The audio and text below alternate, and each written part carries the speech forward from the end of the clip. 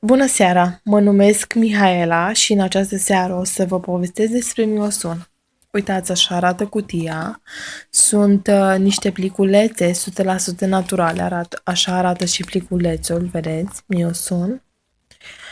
Sunt niște pliculețe 100% naturale, un supliment alimentar natural, care ajută la dorința femeii de a rămâne însărcinată.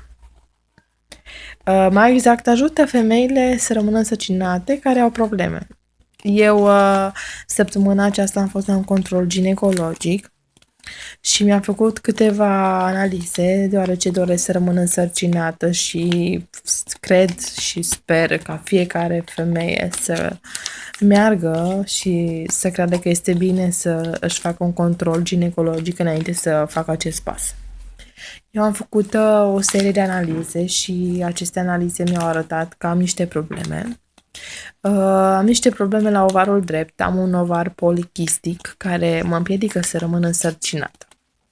De aceea, doctorul meu ginecolog mi-a recomandat aceste pliculețe, vedeți, de mioson, se ia pe cale orală, se dizolvă în 250 de ml de apă și se ia unul dimineața și unul seara. Eu trebuie să țin acest tratament timp de 8 luni de zile și să întrețin relații sexuale în acest timp în care iau și pliculețele. Ce să zic, sper să fie bune în cazul meu și să pot să rămân, să nu trebuiască să mai fac încă o serie de analize și tratamente. Sper din tot sufletul să fie de folos. Doctorul mi-a zis că nu au reacții adverse, deci nu am de ce să-mi fac griji. Nu prezintă niciun pericol, chiar dacă o să rămân însărcinată în perioada când mai iau aceste pliculețe. Pliculețele acestea conțin mioinozitol și acidul folic. După cum știți, acidul folic este foarte bun pentru femeile ce doresc să rămână însărcinate. Este bine să-l luați și înainte de a rămâne și după, deci nu este nicio problemă la acidul folic. Deci, vedeți, nu conține nimic suspect. Este natural, nu avem de ce să ne facem griji. Și v-am zis, dacă doriți să rămâneți însărcinată, însărcinată sau însărcinate, dorește careva, mergeți și faceți-vă un control, cel mai bine și cel mai sigur. Eu o să vă mai postez peste câtva timp despre acest tratament pe care îl iau și o să vă zic, sper, Doamne ajută, ceva frumos și sper să vă pot zice că am rămas însărcinată.